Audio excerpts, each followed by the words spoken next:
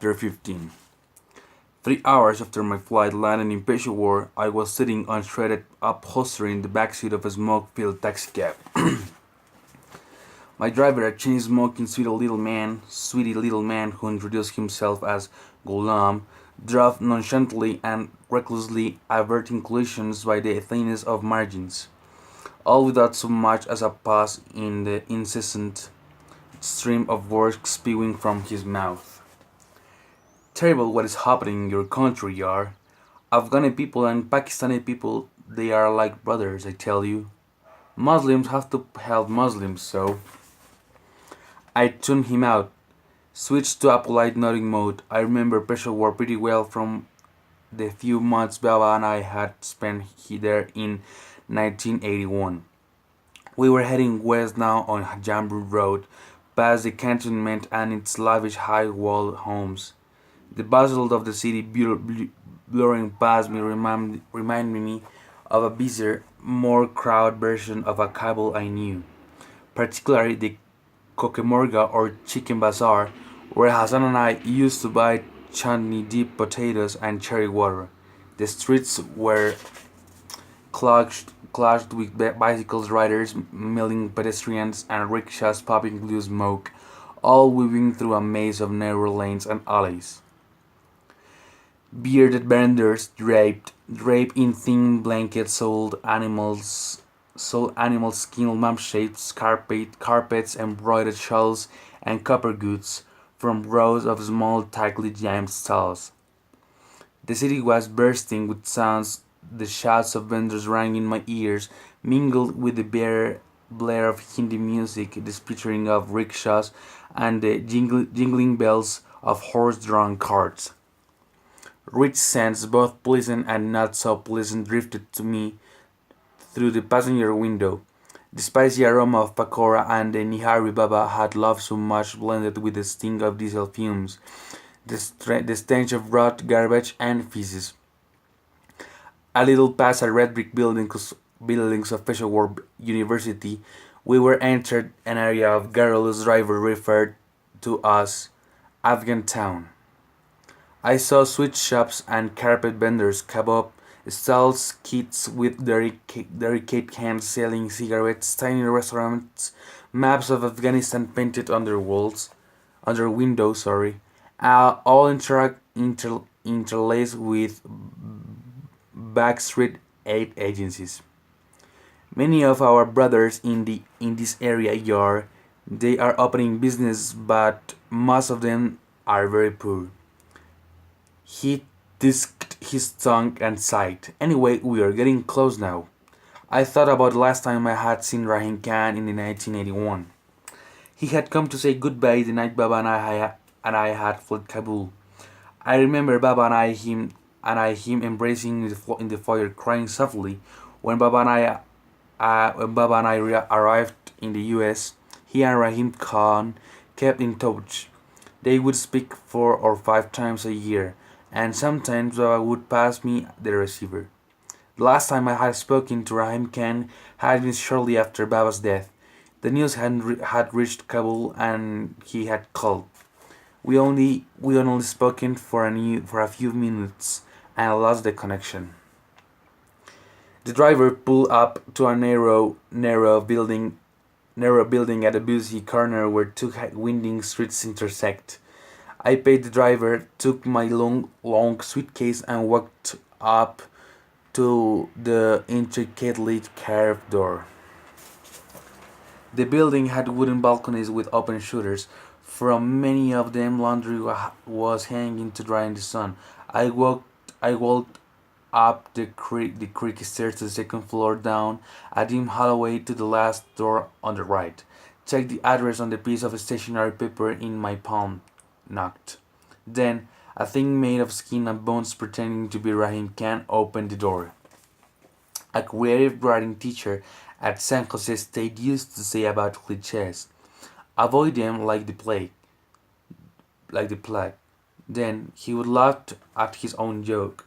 The class laughed along with him, but I always thought cliches got a bum rap because often they are dead on. but the aptness of the cliche saying is overshadowed by the nature of the saying as a cliche.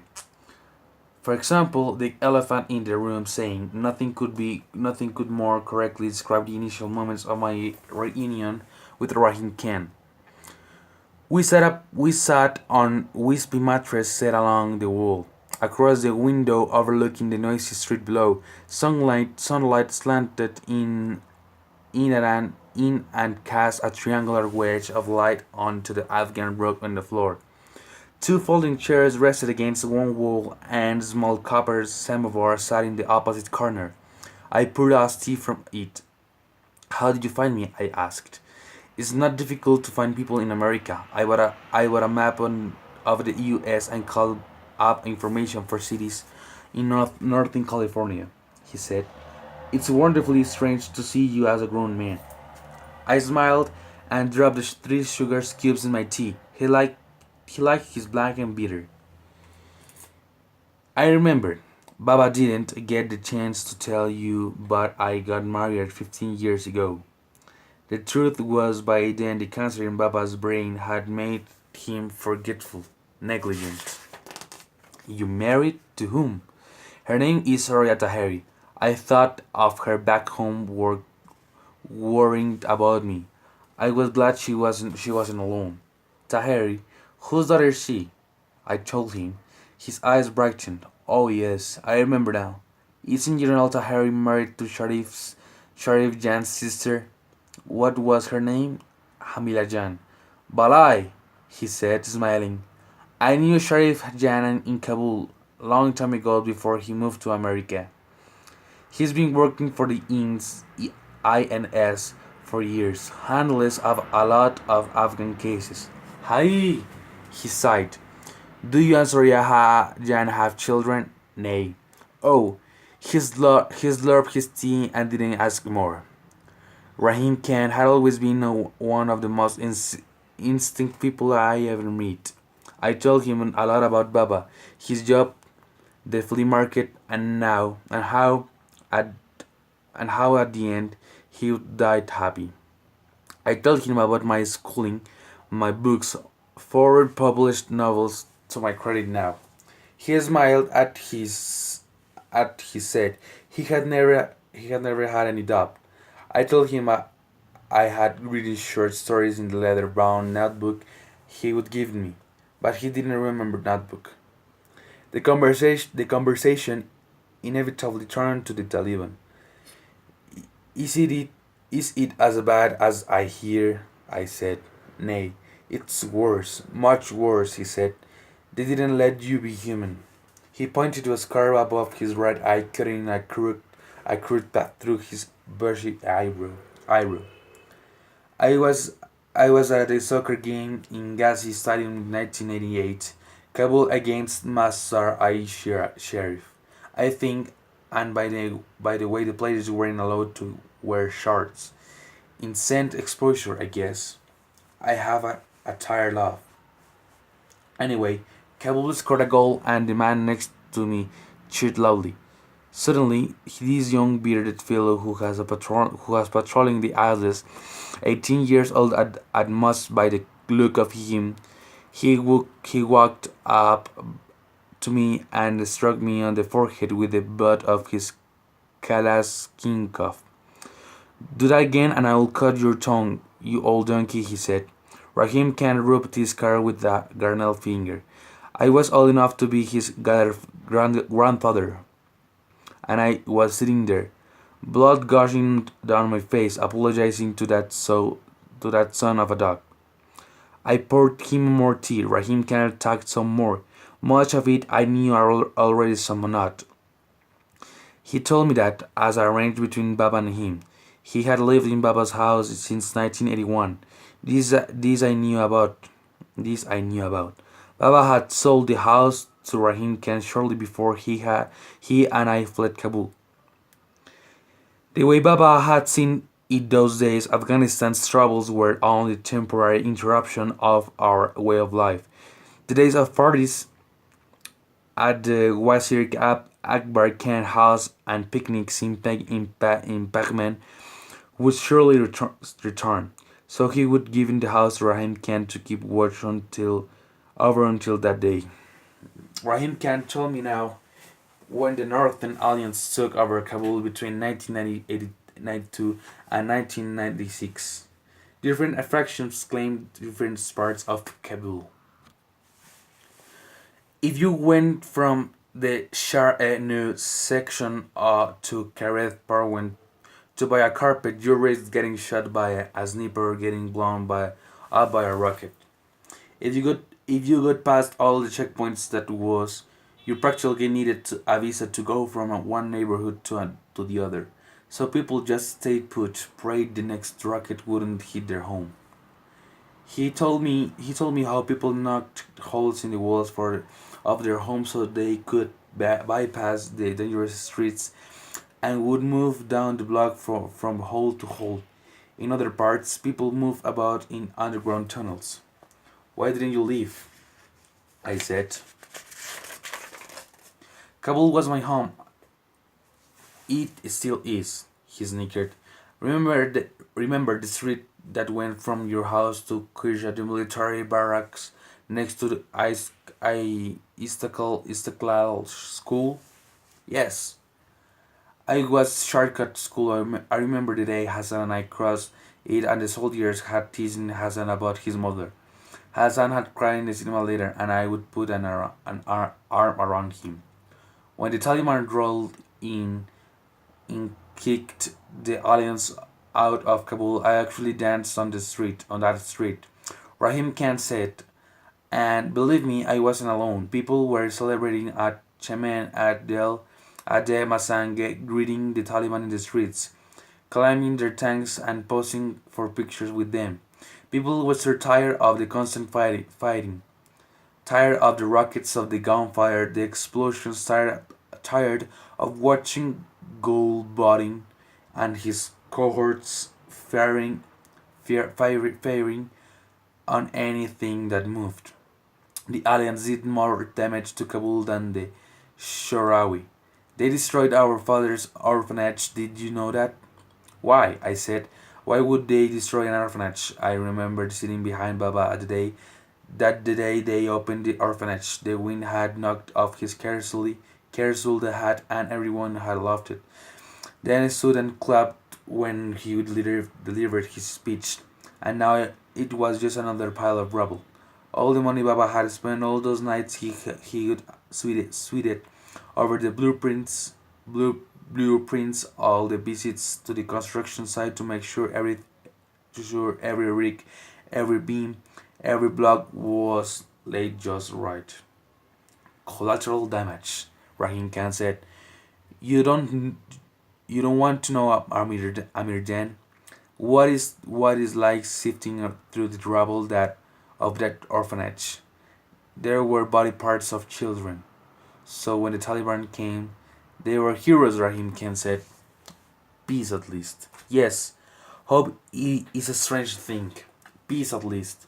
But at what price? A violent coughing fit gripped Rahim Khan and rocked his gowned body back and forth. When he spat into his handkerchief, it immediately stained red. I thought that was a good time as any to address the elephant sitting with us in the tiny room. How are you? I asked. I mean, really, how are you? Dying, actually, he said in a gurgling voice. Another round of a cutting. More blood on the handkerchief. He whipped his mouth, blotted his sweaty brow from one wasted temple of the other with his sleeve, and gave me a quick glance. When he nodded, I knew he had read the next question on my face. Not long. He breathed. How long? He shrugged, cocked again. I don't think I will see the end of the summer, he said. Let me take you home with me. I can find you a good doctor. They are coming out with new treatments all the time. They are new drugs. There are new drugs and experimental treatments. We can enroll you in one. I was rambling, and I knew it, but it was better than crying, which I was probably going to do anyway. He let out a chaff of laughter, revealed missing lower incisors. It was the most tired laughter I had ever heard. I see America has infused to you with the optimism that has made her so great. That's very good. We are melancholy people, we Afghans, aren't we? Often we wallow too much in gamcory and self pity. We give in to loss, to suffering, accept it as a fact of life, even see is necessary. Sendagim is gotta, we say, life goes on. But I am not surrendering to fate here. I am being pragmatic. I have seen several good doctors here and they have given the same answer. I trust them and I believe them. There is such a thing as God's will. There is only what what you do and what you don't do, I said. Rahim can't laugh it. You sound like your father just now. I miss him so much, but it's a God's will. And Marjan, it really is. He paused. Besides, there's another reason I asked you to come here. I wanted to see you. I want to see before I go, but something else too. Anything? You know all those years I lived in your father's house after you left? Yes. I wasn't alone for all of them. Hassan lived there with me. Hassan, I said. When was the last time I had spoken his name? Those thorny old barbs of guilt bore into me once more, as if as if speaking his name had broken a spell, set them free to torment me and you. Suddenly the air in Rahim's Khan's little flat was too thick, too hot, too rich with the smell of the street. I thought about running you and telling you before, but I wasn't sure where you wanted to know. I wasn't sure you wanted to know. Was it wrong? The truth was no. The lie was yes. I settled for something in between. I don't know. He coughed another patch of blood into her handkerchief. When he bent his head to speak, I saw honey crusted sores on his skull. I brought you here because I am going to ask something. Ask. I'm going to ask something about. Sorry. I am going to ask something of you. I'm going to ask you to do something for me. But before I do, I want to tell you about Hassan. Do you understand? Yes, I murmured. I want to tell you about him. I want to tell you everything. You will listen? I nodded. When Rahim Khan sipped some more tea, rested in his head against the wall and spoke. End of chapter 15.